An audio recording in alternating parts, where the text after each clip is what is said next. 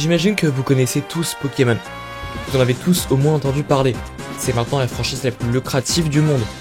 Et pourtant, leurs jeux séduisent de moins en moins les fans. Alors aujourd'hui, embarquez avec moi pour voir la chute de la plus grosse franchise de tous les temps.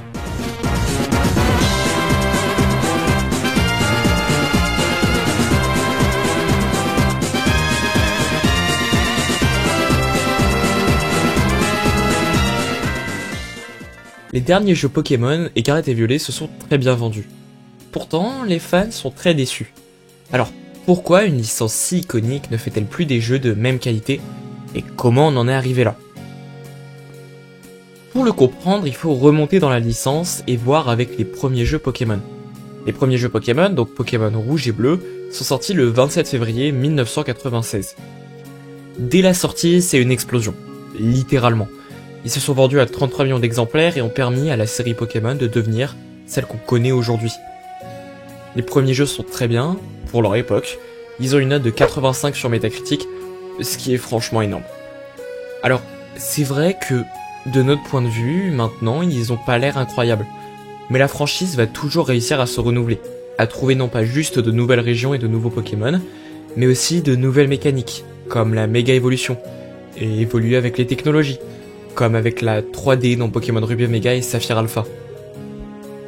Les premiers jeux sortent, et 3 ans après sort Pokémon Or et Argent, qui rajoute 2 fois plus de Pokémon et une toute nouvelle région. Et ça va continuer de marcher jusqu'en 2016, à la sortie de Pokémon Soleil et Lune. Laissez-moi vous remettre dans le contexte.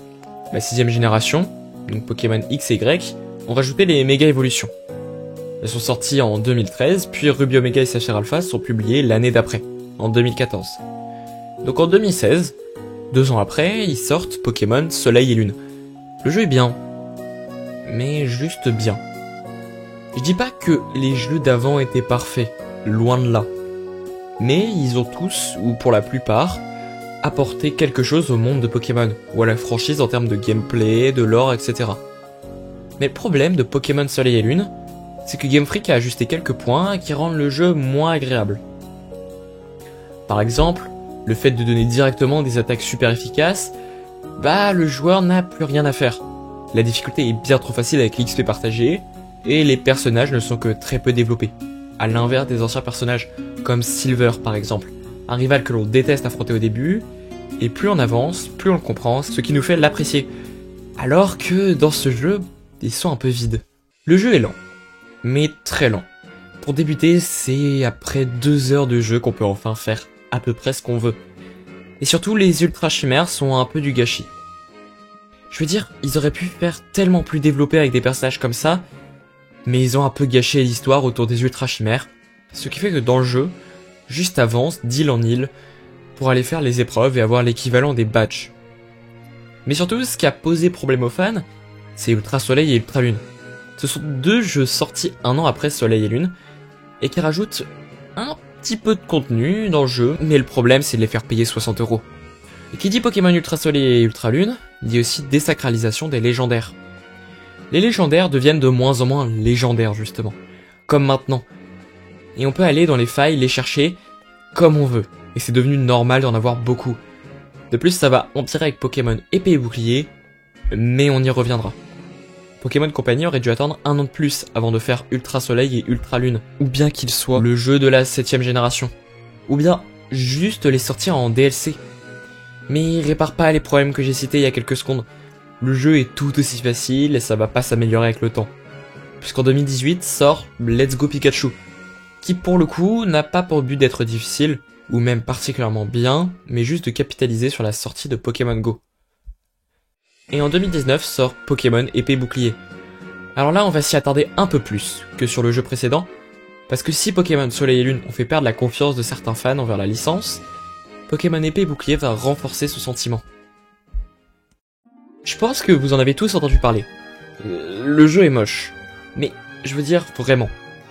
Après c'est pas ça le vrai problème, puisque ok il est moche, mais si le jeu est bien, ça va. Ouais. À propos de ça, le jeu est pas incroyable. En fait, Pokémon Épée et Bouclier a essayé de renouveler la licence Pokémon avec le Dynamax, les terres sauvages, qui sont en soi des bonnes idées, Ça devient le précurseur d'Écarlate et Violet avec l'open world dans les terres sauvages, où tu peux te rendre un peu où tu veux. C'est en soi une super idée qu'ils ont eue, mais le jeu tient de trop grosses lacunes de Pokémon Soleil et Lune. Déjà, il est encore une fois beaucoup trop facile. On te donne le multi-XP dès le début, et ça reste très facile d'XP. Les autres Dynamax, qui ne sont pas particulièrement compliqués, te donnent énormément de bonbons XP au cas où tu as des difficultés dans le jeu. Et on a encore l'interface qui te dit, encore une fois, quelles attaques sont super efficaces contre tel ou tel Pokémon, ce qui te permet de débrancher ton cerveau et de jouer en mode off. Je dis pas que le jeu doit être en hardcore Nuzlocke, loin de là, mais ils ont poussé à un point que je crois que j'ai jamais eu besoin de réfléchir dans le jeu pour gagner. Les personnages ne sont malheureusement pas très attachants. Nabil est un des pires rivales. Enfin, je veux dire, il a un caractère assez désagréable, et t'as juste envie qu'il te lâche. Parce que des fois, c'est vraiment saoulant qu'il t'interrompe 6 fois en 2 heures de jeu. Après, il a quand même des remises en question et des choses du genre, mais j'ai trouvé le personnage trop désagréable pour y avoir de l'empathie. Et le manque de team de vilains aide pas, puisque c'est généralement un moment où on en apprend plus sur les personnages, et on devient plus attaché à eux. Mais là, c'est juste des fanboys et des fangirls qui sont venus supporter une gamine. Je crois que Pokémon Company est capable de faire mieux quand même. Et un des gros points faibles du jeu, c'est son histoire. Ça se voit qu'ils ont essayé de faire un lore un peu poussé, mais tout au long de l'aventure, on y reste particulièrement distant. Il se passe quelque chose, mais on n'y est pas convoqué jusqu'à la toute fin, et c'est pas particulièrement bien mis en œuvre. Par exemple, on arrive à la ville d'Hammerlock, et on entend une sorte de cri. Mais le professeur du jeu nous dit qu'on devrait plutôt se concentrer sur notre tour des arènes. Mais non, mais moi je m'en fous de faire des arènes, je veux démanteler des organisations criminelles. Le post-game est vraiment pas bien. Je veux dire, c'est juste refaire le tour des arènes en affrontant des Pokémon Dynamax. Et t'es obligé de le faire si tu vas voir Zacian ou Zamazenta. Et puis, les épreuves de champion d'arène donnent plus le ressenti que c'est une perte de temps, plutôt qu'un vrai amusement. À part peut-être la première, c'est assez désagréable d'être forcé de répondre à des quiz pas très intéressants, ou de jouer avec des tuyaux. Et l'année d'après, ils ont sorti les DLC. Le premier n'était pas très bien, l'idée du chiffre c'est ok, mais c'est très vide. Et le deuxième DLC était ok. Il a surtout apporté le plus gros problème que j'ai vu jusqu'ici dans la licence, pour moi, c'est l'antre Dynamax. Pourquoi ? Eh ben c'est simple. Il y a quelques minutes, je vous ai parlé de la désacralisation des légendaires. Mais c'est devenu encore pire avec l'antre Dynamax, puisque maintenant tu peux les farmer et faire en sorte d'en avoir plusieurs. C'est trop, puisque un Pokémon légendaire c'est censé être mythique, ramener les sourires d'une génération passée, mais là, juste tu les farmes. Et c'est, je pense, un peu trop, puisque la banque Pokémon est devenue gratuite, donc vous pouvez exporter vos légendaires si vous en avez envie. Le gros problème de Pokémon Épée et Bouclier, c'est qu'avec seulement 1 an pour le développer, et en voulant tenter de nouvelles choses, ils ont au final gardé les fardeaux de Pokémon Soleil et Lune, tout en ratant les nouvelles mécaniques qu'ils ont voulu rajouter. Alors peut-être que vous avez aimé Pokémon Épée et Bouclier, et je dis pas que votre avis n'est pas valide. Non, loin de là. Mais c'est juste que c'est objectivement l'un des moins bons Pokémon. Et depuis l'ère Pokémon Soleil et Lune, ils ont sorti encore 2 gros jeux, autres que les remakes 4G qui sont juste des remakes, dont l'un est Pokémon Legend Arceus. Ce jeu est assez controversé. Alors pour ceux qui n'en ont pas entendu parler, Pokémon Legend Arceus, c'est un Pokémon en monde semi-ouvert, dans lequel on peut attraper des Pokémon hors combat, et aussi se faire mettre KO par d'autres Pokémon qui vont venir t'agresser dans la nature. Alors, ce jeu est particulier, puisqu'on sent qu'ils ont vraiment tenté une nouvelle formule, et il y a des choses qui ont vraiment marché. Déjà, l'idée de capture hors combat est super, ça dynamise énormément le gameplay, puisqu'on n'a plus besoin d'avoir 30 secondes de cinématique au début de chaque combat, juste pour avoir à capturer un Pokémon. Les zones sont assez diversifiées et c'est très sympa de voir les Pokémon en dehors des herbes t'attaquer toi, dresseur. Ils ont rajouté en plus un système de boss qui, même s'ils sont pour la plupart pas très difficiles, sont quand même très cool. C'est une touche particulièrement agréable pour casser la redondance que l'on peut parfois ressentir. Le nouveau système de combat est très sympa, avec des styles de combat puissants mais lents ou à l'inverse rapides mais faibles. Et on peut combiner les 2 styles sur une attaque, qui peut une fois être puissante et l'autre rapide. Et enfin, les montures sont vraiment originales. J'adore voir le monde de haut à dos de Garriègle et tout survoler pour trouver les Pokémon qui me manquent pour le Pokédex. Voir les Pokémon comme ça, évoluer dans la nature, ça rajoute quelque chose au jeu. Et ils ont enfin augmenté la difficulté avec les Pokémon Barons, qui sont beaucoup plus forts. Et ça m'avait manqué ce sentiment de devoir préparer une stratégie pour un combat dans les jeux Pokémon.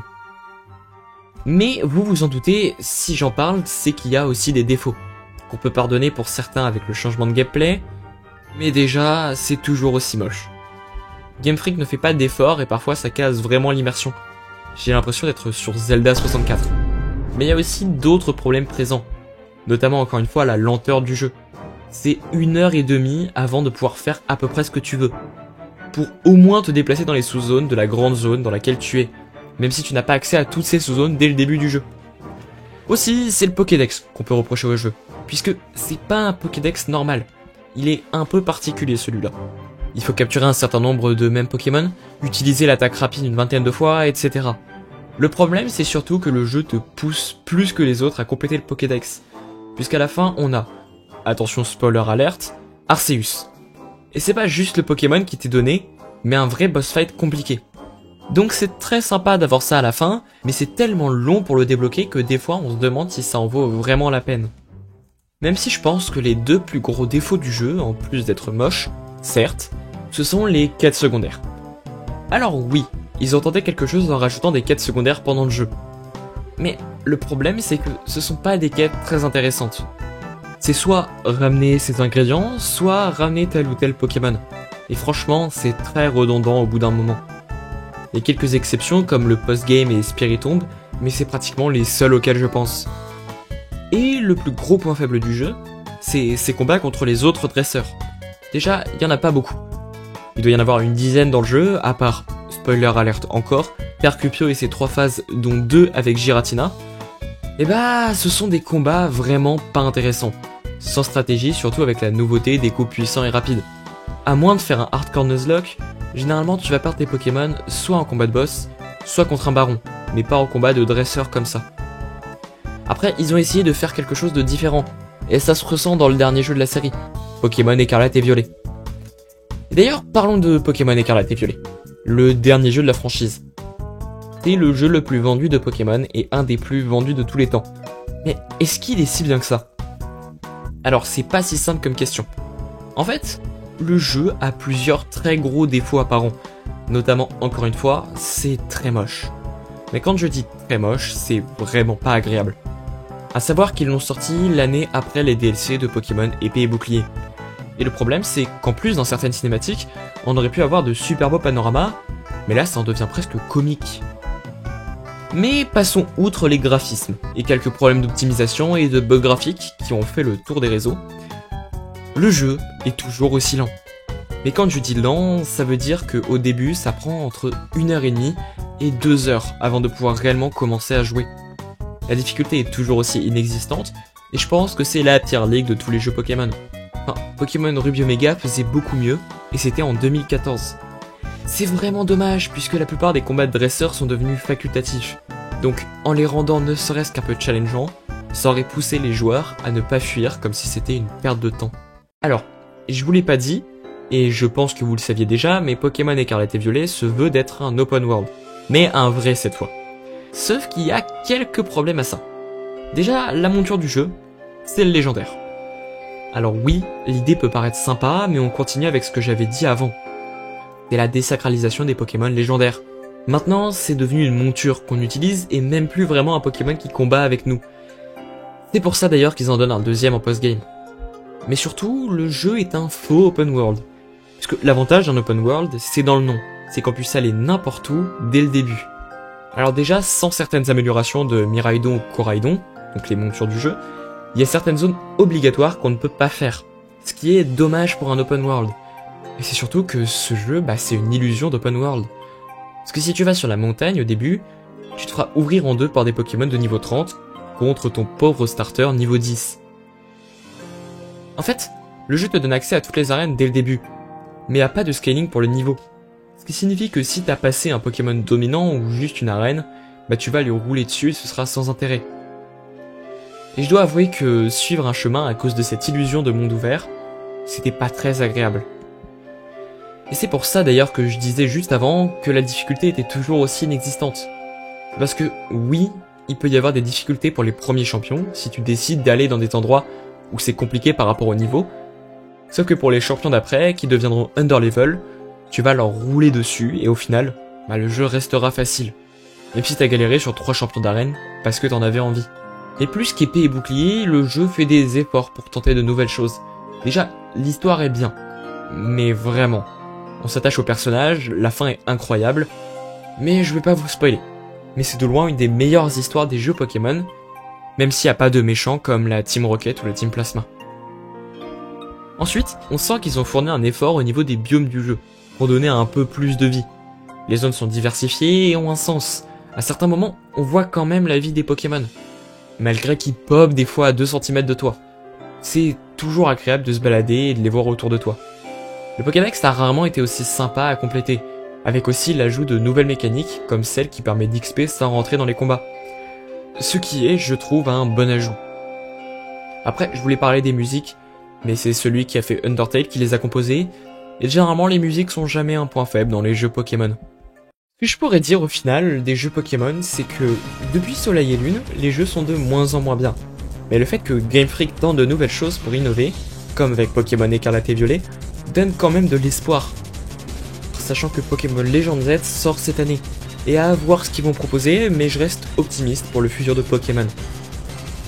Malgré les jeux qui sont de moins en moins bien, en essayant comme ça, ils arriveront à se redresser, et j'en suis sûr qu'ils régleront les défauts dont j'ai parlé dans cette vidéo. Alors merci beaucoup d'avoir regardé, c'était Enigma, abonnez-vous, likez si c'est pas déjà fait, et prenez soin de vous.